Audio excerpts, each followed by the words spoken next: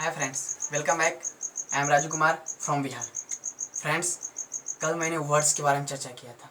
आज मेरा तीसरा दिन है। आज मैं वर्ड्स का कुछ बनाने का नियम दे रहा हूँ। वर्ड्स जिसे एक्सरसाइज आप लोगों को करा रहा हूँ।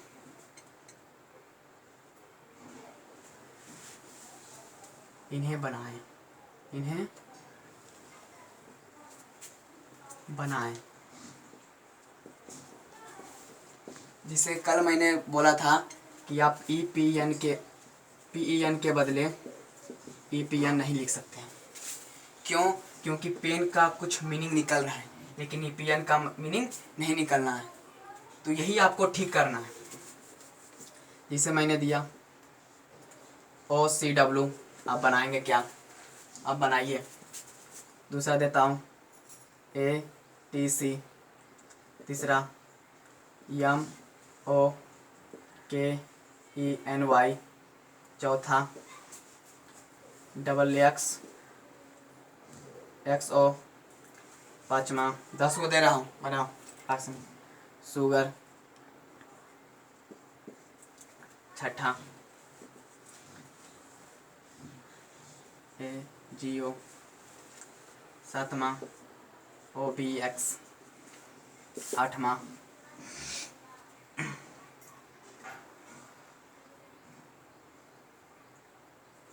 EATW,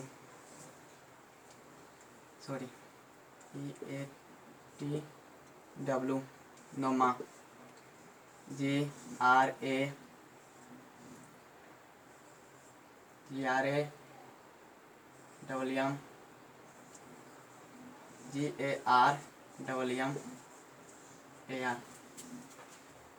10वां EWHY। बनाइए। इस सारे शब्द गलत हैं, आपको सही से लिखना है। एक एक चीज मैं बता रहा हूँ, ध्यान से सुनो। OCW है तो इससे क्या बन सकता है? लेटर्स लेटर्स को ही अलट फ्लट करके आपको शब्द बनाना है, सही शब्द जिसका मीनिंग निकले, जिसका अर्थ निकले। तो OCW है तो आप क्या बना सकते हैं? सी, यहीं से इतने लेटर्स में आपको बनाना है, आपको सही करना है, बाहर से लेटर नहीं लाना है। वर्ड्स पर आ रहा हूं, चलिए। COW। अब देखिए मैंने काव बना, तो काव के मतलब क्या होता है? गाय। चलिए, काव के मतलब गाय हो गई। इसी तरह आप सबको बनाएंगे। चलिए बनाइए, फ्रैक्शनिंग बनाइए। बता लिया? उतार लो। फिर एक एक करके सब मैं बनाऊंगा। चलो बनाओ।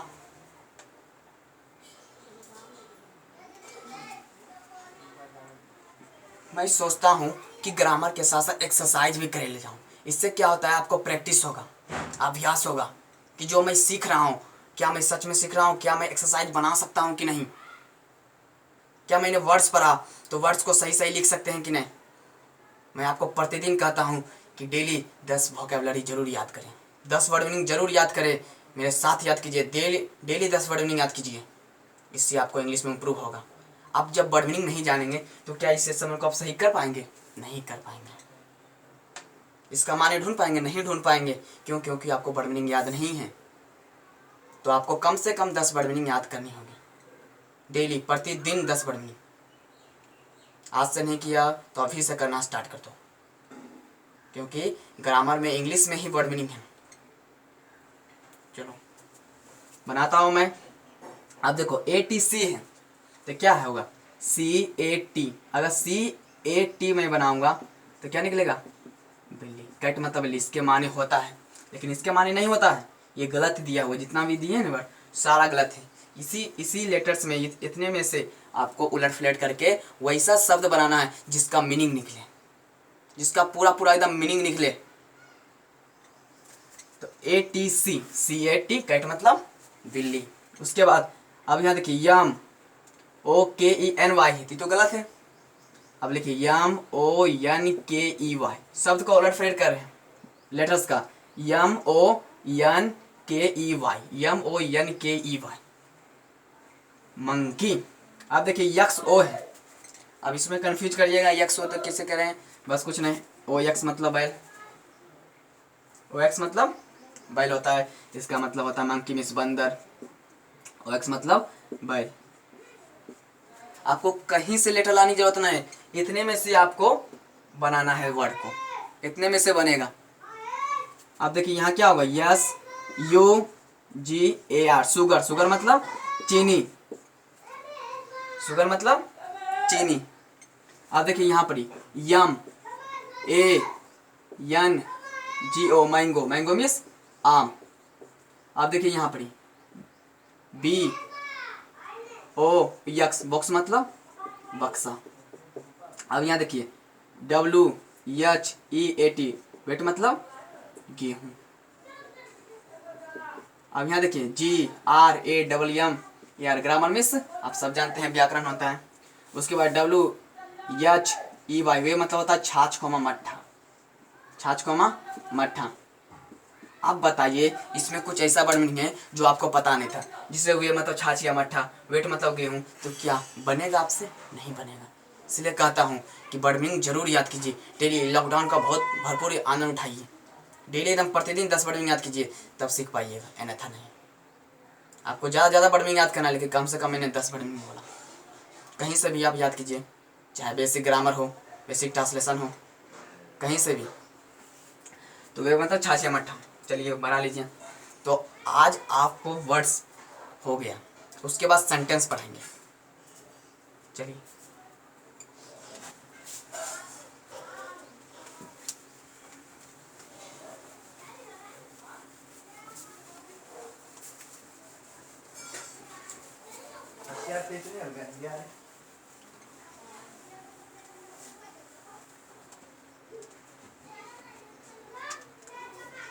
अगला हेडिंग डालिए, सेंटेंस,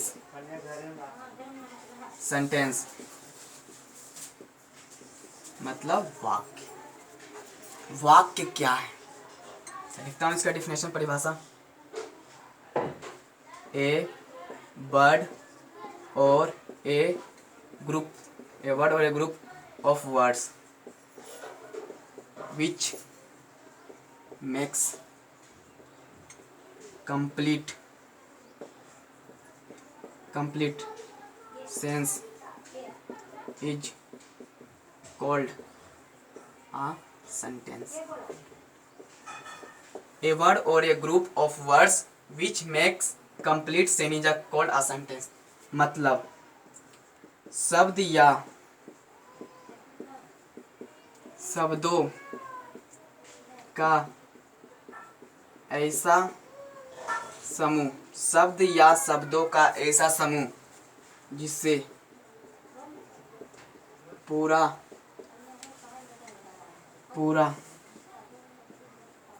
अर्थ निकले। शब्द या शब्दों का ऐसा समूह जिससे पूरा अर्थ निकले। जैसे कहने मतलब समझिए, शब्द पढ़ लिए, वर्ड्स पढ़ लिए ना, वर्ड्स किसे कहते हैं? लेटर की सहायता से जो हम वर्ड लिखते हैं उसी को वर्ड्स कहते हैं। एक बार फिर से, तो शब्द या शब्दों का ऐसा समूह जिससे पूरा अर्थ निकले क्या कहलाता है? वाक्य कहलाता है, वाक्य कहलाता है। ए वर्ड और ए ग्रुप, ए वर्ड और ए ग्रुप ऑफ वर्ड्स मतलब शब्द या शब्दों का, एक ग्रुप ऑफ वर्ड्स मतलब हुआ शब्दों का, शब्द और मतलब या, और मतलब या, तो ए वर्ड और ए ग्रुप ऑफ वर्ड्स मतलब शब्द या शब्दों का ऐसा समूह जिससे कंप्लीट सेंस पूरा अर्थ निकले, वही वाक्य कहलाता है। वही क्या कहलाता है? वाक्य कहलाता है। शब्द या शब्दों का ऐसा समूह जिसे मैंने लिया, या फिर शब्द रहे, या फिर एक शब्द रहे, या फिर एक से अधिक, जिसे मैंने लिया एग्जाम्पल में गो, ये भी एक वाक्य है। शब्द या शब्दों का एक ऐसा समूह, शब्द के मतलब एक मतलब एक लिए गो मतलब होता है जाओ, यहाँ जाना नहीं होगा, जाओ, ये सेंटेंस हुआ। जिसे मैंने लिया I eat a mango, I eat a mango, मैं आम खाता हूँ। मैं क्या खाता हूँ? आम खाता हूँ। तो ये क्या हुआ? आई ईट आ मैंगो। कितना शब्द लिए? 4 शब्द लिए। कितना लिए? 4 को लिए, तो बना एक सेंटेंस। इसका माने भी निकलता है, मैं आम खाता हूँ। आप ऐसे नहीं लिख सकते हैं आई आ ईट मैंगो, ये गलत होगा। ये क्या होगा? गलत हो जाएगा, क्योंकि ग्रामर यही कहता है। ग्रामर का नियम होता है, ग्रामर का कुछ कुछ नियम होता है। जैसे कम हियर, कम हियर, यहाँ आओ, यहाँ आओ। शब्दों का समूह मतलब हुआ कि एक से अधिक शब्द, मतलब बहुत बहुत सारे शब्द मिलकर एक जो वाक्य बनता है, वही शब्दों का समूह हुआ। और शब्द मतलब हुआ जो एक, जैसे गो मतलब जाओ, तो ये हुआ शब्द, अकेला हुआ ये। और शब्दों का समूह के मतलब हुआ कि पूरा, मतलब 3-4 गो शब्द मिलकर एक वाक्य का निर्माण जो करता है, वही शब्दों का समूह। जिससे पूरा पूरा आप जब शब्द लिए हैं, अगर आई लिए, इट लिए, ए लिए या मैंगो लिए, इतना शब्द लिए हैं और इसका अर्थ ना निकले तो गलत होगा या सही? गलत हो जाएगा। तो आई ईटा मैंगो। चलिए लिख लिया? मेटा लिख लिया? हटाते हैं।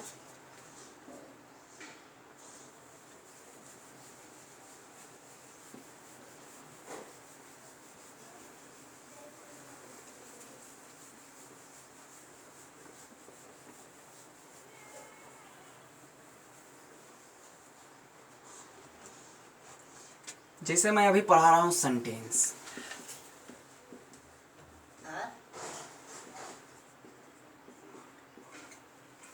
इसका माने होता है वाक्य।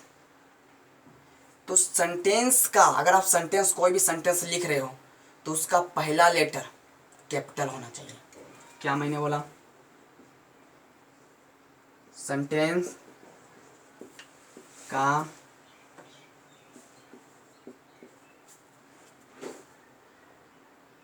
पहला अक्षर कैपिटल लेटर्स में होना चाहिए, में होता है। जैसे आप लिखें, कोई भी सेंटेंस लिख लीजिए, I eat a mango, Ram is going to school. इसका जो पहला लेटर होगा, जो शुरुआत का पहला अक्षर, वो होगा कैपिटल। कैपिटल लेटर्स होगा, मतलब बड़ी होगा। यहां भी जैसे मैंने राम लिखा, तो इसका जो पहला लेटर है, आप ऐसे नहीं लिख सकते हैं, Ram is going to market, to market ऐसे लिखिएगा, एक गलत हो जाएगा। क्योंकि कोई भी वाक्य का, कोई भी सेंटेंस का पहला अक्षर क्या होना चाहिए? कैपिटल। ये होना चाहिए कैपिटल। इसका जो पहला अक्षर होना चाहिए वो होना चाहिए कैपिटल, तो सेंटेंस सही होगा, नहीं तो अन्यथा सेंटेंस गलत होगा।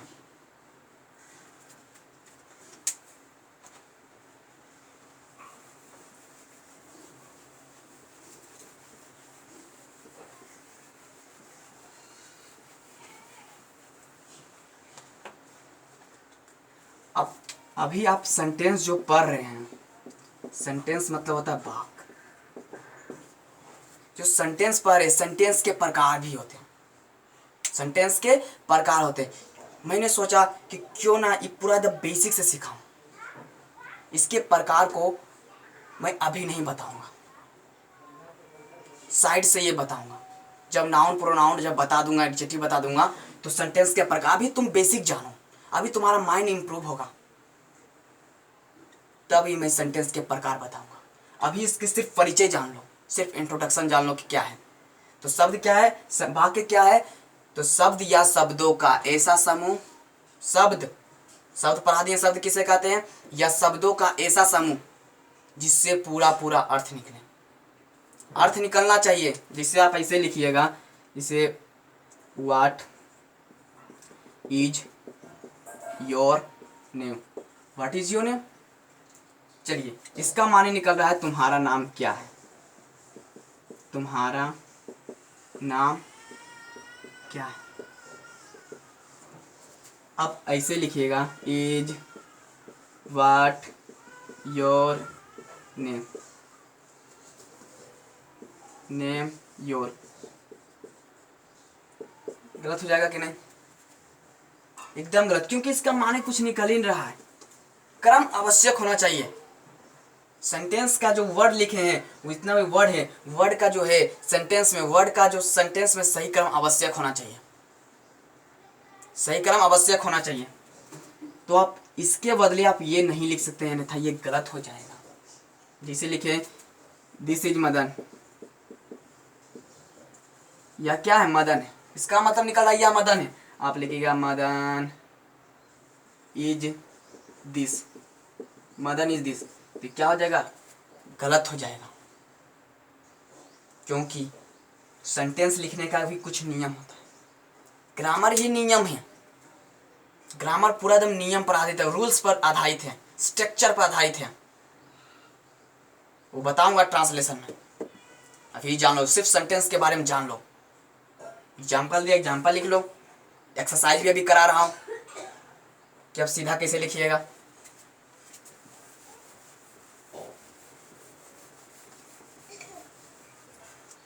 जिससे मैं कुछ सेंटेंस कुछ बनाने दे रहा हूँ। जैसे मैंने आई एम बॉय लिखा, आप बनाइएगा। 5 को दे रहा हूँ मात्र। You ready are, these boys are, these boys are. चलिए बनाइए, से बनाइए। पूरा एकदम गलत है, ये सेंटेंस गलत है पूरा एकदम से।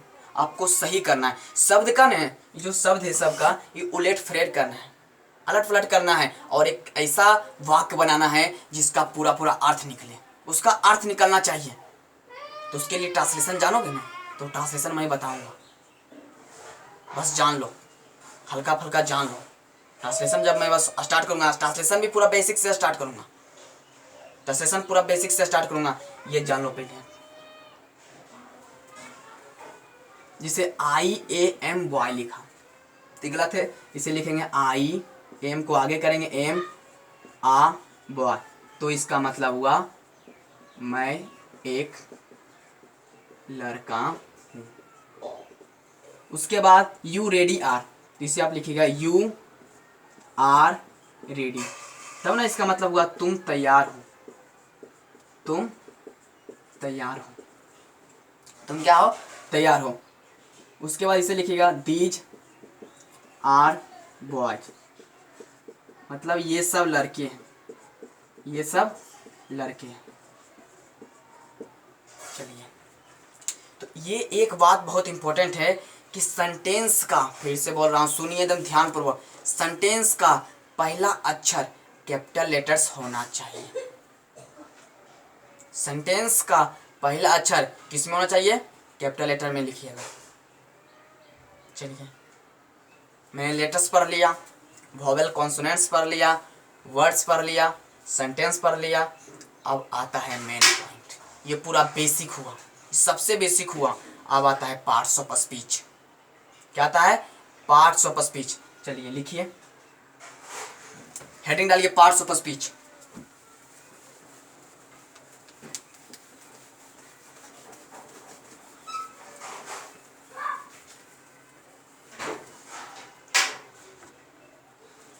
मैं ना एक एक कर करके पढ़ा रहा हूँ।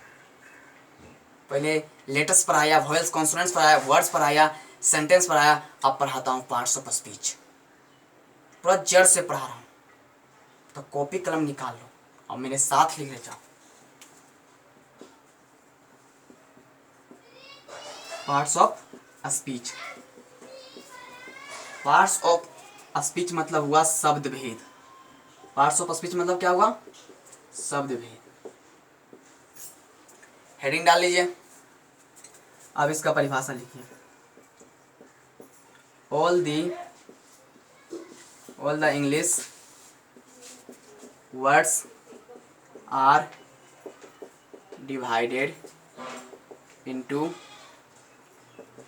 8 groups. All the English words are divided into 8 groups according to the work they do in a sentence. They do in a sentence is called parts of speech. चलिए लिख लीजिए. All the English words are divided into 8 groups according to the work they do in a sentence is called parts of speech. मतलब अंग्रेजी में जितने भी शब्द हैं, अंग्रेजी में बहुत सारे शब्द हैं. अंग्रेजी में जितने भी शब्द हैं कार्य और वाक्य के अनुसार, अंग्रेजी में जितने भी शब्द हैं कार्य के अनुसार और वाक्य के अनुसार, कार्य और वाक्यों के अनुसार और विचारों के अनुसार पूरे 8 भागों में पार्ट्स ऑफ स्पीच को पूरे 8 भागों में बांटा गया है. They do in a sentence each group each कितने भागों में? All the English are divided into 8 group according to the work they do in a sentence is called parts of speech. मतलब अंग्रेजी में जितने भी शब्द हैं उनके वाक्यों के अनुसार, कार्य के अनुसार अंग्रेजी पार्ट्स ऑफ स्पीच को 8 भागों में बांटा गया. कितने भागों में बांटा गया? 8 भागों में बांटा गया. वो 8 है. अंग्रेजी में बहुत सारे शब्द हैं, बहुत वर्ड हैं, उसमें 8 वर्ड ऐसा है जो बहुत इंपॉर्टेंट है, जो आपको पढ़ना है. सुने हुए ना? लिख लिया? लिखो पढ़ा सुनिए. एक एक करके पढ़ा रहा हूँ. पार्ट्स ऑफ स्पीच, इसके 8 भेद को पढ़ना बहुत जरूरी है.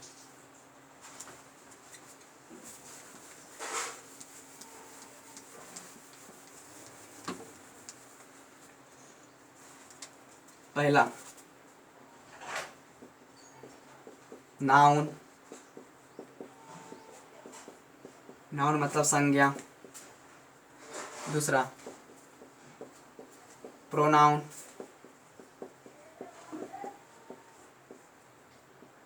सर्वनाम. तीसरा एडजेक्टिव.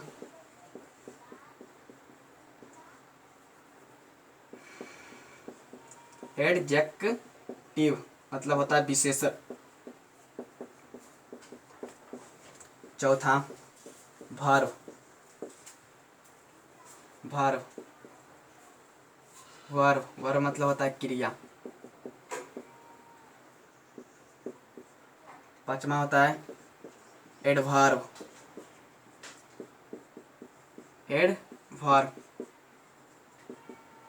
क्रिया विशेषण.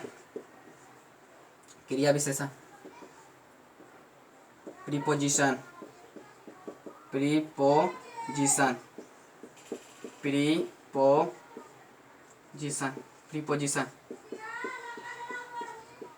संबंध बोधक अव्यय. सातवां आता है कंजक्शन.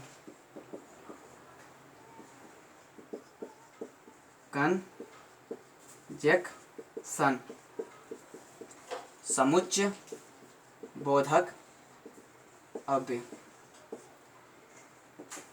आठवां आता है इंटरजेक्शन.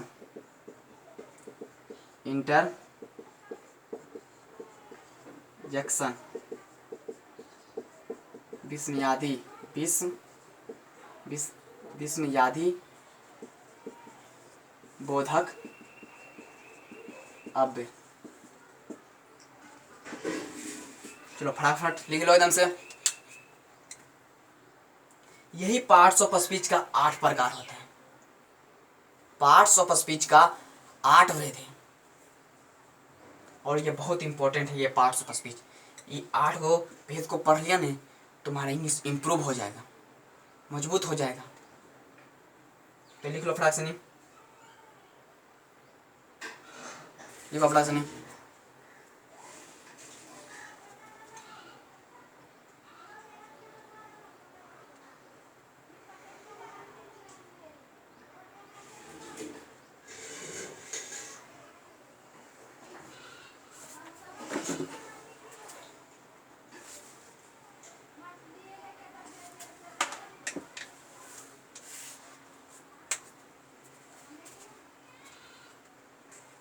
लिख लिया?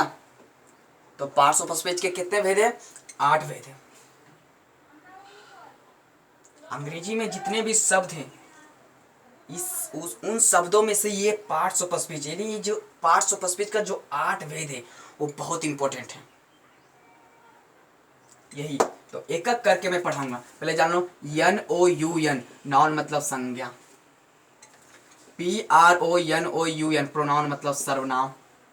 बोलो मेरे साथ, याद हो जाएगा अभी। ADJECTIVE एडजेक्टिव मतलब विशेषण, VER विभर मतलब क्रिया, ADVERV एडवर्ब मतलब क्रिया विशेषण, PREPOSITM प्रीपोजिशन में संबंध बोधक अवग, CONJUNCTION कंजक्शन मतलब समुच्चय बोधक अव्यय, INTERJECTI इंटरजेक्शन मतलब इसमें आदि बोधक अव्यय। मतलब पार्श्वफॉस्फेट का 8 भेद है। ये 8 वेद को पढ़ लिया ना दोस्त, तो तुम्हारा इंग्लिश इंप्रूव हो जाएगा। तो एक एक करके मैं पढ़ाऊंगा, नाउन्स के, प्रोनाउंस के, adjective, verb, adverb, preposition, conjunction, interjection. तो पहले नाउन के बारे में चर्चा करना। तो अगले वीडियो में ना नाउन्स के बारे में बताऊंगा, पूरा नाउन्स के बारे में बताऊंगा, पूरा जितने नाउन्स के जितने भी प्रकार होते हैं उस सब के बारे में बताऊंगा। तो मेरे साथ बैठना ना, कॉपी कलम निकालो, एक एक जो बात बताऊंगा बहुत इंपॉर्टेंट है। तो कल के वीडियो में, कल चौथा दिन होगा हम सबन का, आज तीसरा दिन था, दूसरा पहला दिन सब वीडियो देख लो, आज चौथा दिन है, कल तीसरा दिन था। तो कल के वीडियो में, कल जो चौथा वीडियो है, कल के वीडियो में मैं तुम्हें बताऊंगा नाउन्स के बारे में। नाउन क्या है, नाउन कितने बार है। अभी के लिए bye, good bye, take care.